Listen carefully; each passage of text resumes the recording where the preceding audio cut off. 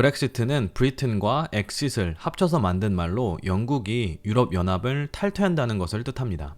1975년 영국에서는 유럽 경제 공동체 EEC의 잔류 여부를 묻는 국민 투표가 진행되는데요. 당시 영국 국민 약 67%가 잔류에 투표하면서 유럽 경제 공동체에 잔류하는 것으로 결정이 내려졌습니다.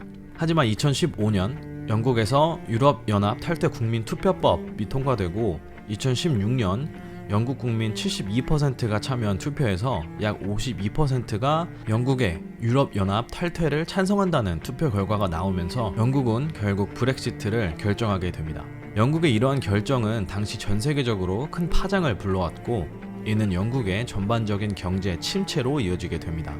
영국 경제 성장률은 2014년 3.1%에서 브렉시트를 결정한 2016년에 2.9%로 낮아졌고 파운드화의 가치가 한때 15% 이상 떨어지면서 수입 물가가 상승하게 되고 이는 다시 전반적인 물가 상승으로 이어져 가계 실질 소득 감소를 불러왔습니다. 여기에 전 세계 기업들은 미래에 대한 불확실성으로 영국에서의 투자 계획을 철회하거나 완전 철수를 고려하면서 영국은 그야말로 유럽에서 고립될 위기에 처하게 됩니다. 실제로 스코틀랜드는 영국이 브렉시트를 감행하면 영국과 완전 분리된 독립 국가가 될 것이라는 충격적인 선언을 하는 등 당시 영국은 만만치 않은 반대 세력에 맞닥뜨리게 되고 계속된 브렉시트 합의안 부결 끝에 결국 브렉시트의 시한은 2020년 1월 31일로 연장되게 됩니다. 이런 상황에서 영국은 지난 10월 29일 원래 2020년에 진행될 예정이었던 총선을 올해 12월 12일에 실시하자는 계획이 의회에서 승인됐는데요. 현재 영국은 총리 보리스 존슨이 속해 있는 보수당이 가장 높은 지지율을 차지하고 있기 때문에 총선 날짜가 앞당겨진다는 건 곧 보수당의 승리를 의미하기도 합니다.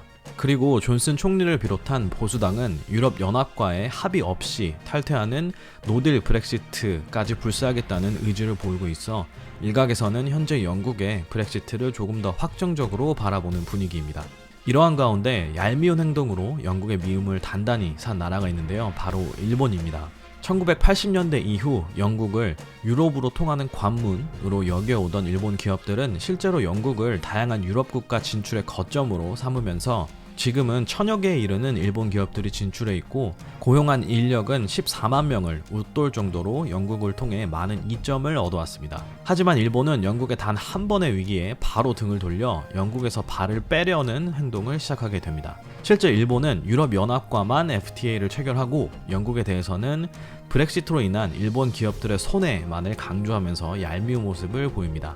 영국에 진출해 있던 자동차 기업 닛산은 브렉시트 사태 직후 북잉글랜드에 지으려던 생산시설 건축 계획을 바로 철회했고 혼다는 오는 2021년 영국 내 유일한 자사공장을 폐쇄하겠다고 밝힌 것이죠.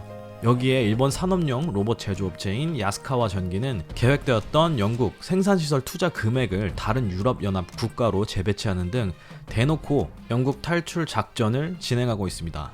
이미 영국에서 일본인 상사가 영국인 부하 직원을 성희롱한 사건이 사회의 주목을 받으면서 일본인에 대해 좋지 않은 인식이 존재하고 있었는데 일본의 이런 앞뒤다른 정치적 행보에 영국 국민들은 분노를 쏟아내고 있습니다. 이러한 일본의 행보와는 정반대로 한국은 이 시기에 오히려 영국과의 협력 수준을 강화해서 전 세계의 주목을 받고 있습니다. 올해 8월 한국은 아시아 국가 중에서는 최초로 영국과 FTA를 체결하는 성과를 이뤄냈습니다. EU 회원국 중 독일에 이어서 두 번째로 큰 교역 상대인 영국과의 FTA를 체결함으로써 한국은 영국의 브렉시트 여부와 상관없이 자동차 부품 등 우리나라 주요 수출품을 현재와 같이 무관세로 영국에 수출할 수 있게 된 것입니다.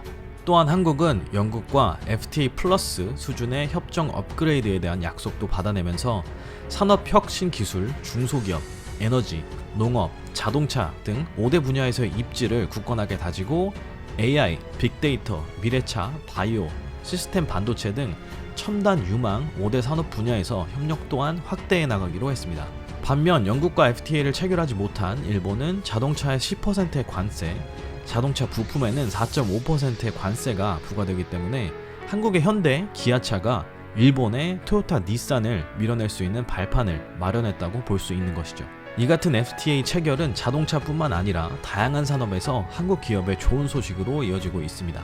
지난달 11월 26일 SK건설은 자사가 지분 투자한 리버링스 컨소시엄이 지난 22일 영국 현지에서 발주처인 런던교통공사와 사업의 건설 및 운영에 대한 실시 협약을 체결하고 한국수출신용기관 등과 사업자금 조달에 대한 금융 약정을 맺었다고 26일 밝혔습니다. 총 1억 5천억 원이 조달될 것으로 알려졌는데, 이와 함께 SK가 영국 실버타운 터널 프로젝트에 참여해 본격 착공에 들어갈 것으로 알려졌습니다. 그리고 지난달 11월 5일 글로벌 항공 엔진 부품 전문 업체로 성장해 가고 있는 한화 에어로스페이스가 세계적인 항공기 엔진 제조사인 영국 롤스로이스와의 새로운 계약 체결을 발표했습니다. 약 1조 2천억 원 상당 규모의 최첨단 항공기 엔진 부품 공급 계약을 체결한 것인데요. 한화 에어로스페이스가 공급하게 될 엔진 부품은 롤스로이스가 생산하는 모든 기종의 트렌트 엔진에 장착되는 터빈 부품으로 오는 2021년부터 2045년까지 최소 25년간 공급할 예정입니다. 이처럼 영국의 위기에서 나타난 우리나라와 일본의 상반되는 모습은 두 나라가 추구하는 가치를 분명하게 드러냈다고 생각됩니다. 가장 힘들 때 옆에 있어주는 게 진정한 친구라는 말이 있는데, 도움순위 꼴찌를 기록했던 일본에게 진심으로 손 내밀어줄 나라가 몇이나 될지 궁금합니다. 자, 앞으로도 영국에서 한국 기업의 선전을 응원하면서 오늘 영상 여기서 마무리하도록 하겠습니다.